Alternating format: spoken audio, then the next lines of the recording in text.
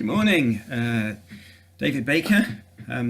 Just wanting to share with you guys at City Church just three quick things that I just feel in this time that I've been hearing God saying.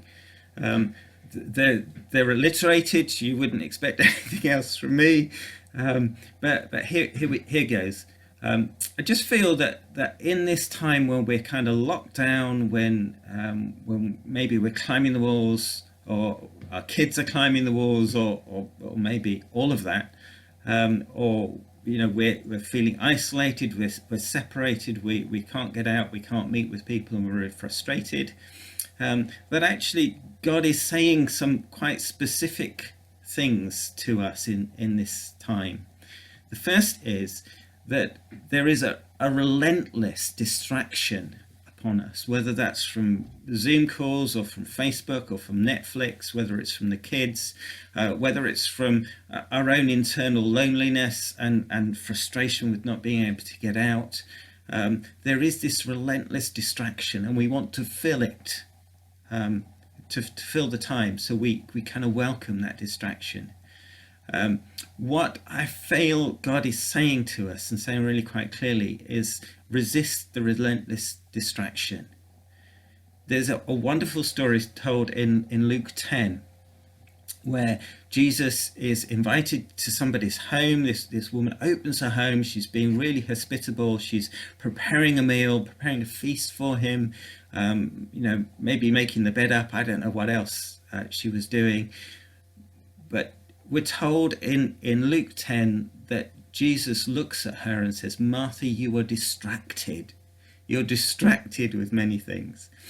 And we know the story. Mary, Martha's sister, isn't distracted. She's sitting at the feet and she's listening to Jesus. We can choose in this time to go with a relentless distraction, to just fill our heads, to not think about some of the pain, some of the cost of what we're going through. Or we can sit at the feet of Jesus and listen to his voice. Jesus says, "I am the good shepherd, my sheep hear my voice." This is a great time just to be listening, not distracted, but listening to the voice of the Father. Second thing is that that there's a ruthless denial that actually this is a season. We think of it more of an interruption, of like the electric goes off for a bit and it's really quite annoying, but actually it goes back on and everything's the same. And we're not thinking of this as a season, but actually I think Father is wanting to invite us into a season where he's dealing with our character.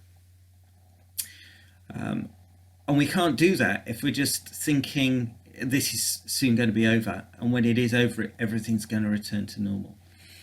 The language we use, when this is over, and when we're back to how things were, and as soon as we kind of come out of lockdown, betrays the fact that actually we're not kind of thinking of it as a season, that this is something we enter into.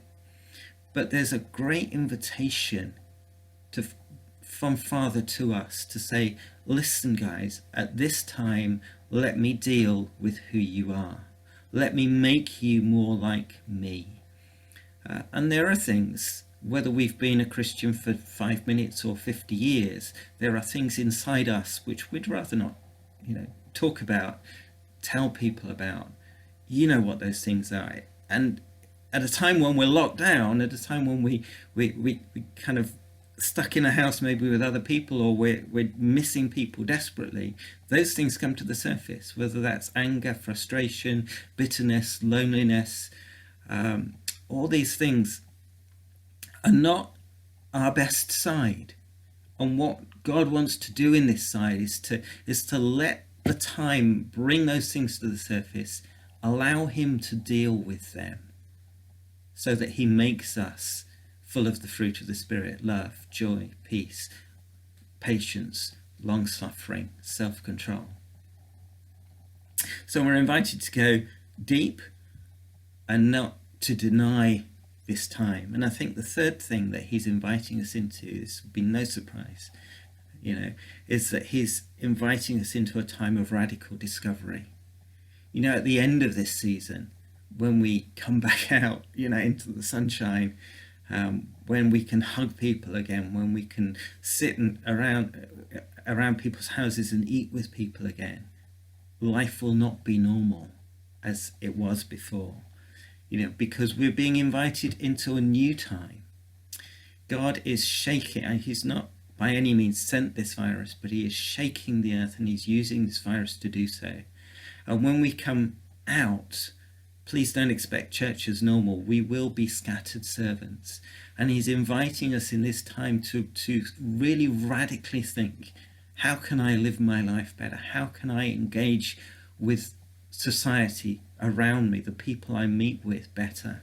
How can I not just to become a bigger church, but be part of a bigger church, but how can I bring the kingdom into the here and now? So here's the time, those three things I feel God is saying to us in that time. Listen to his voice, allow him to deal with our character, and allow him to shape our lives so that we become church rather than church being something that we go to or we do. Thank you, guys.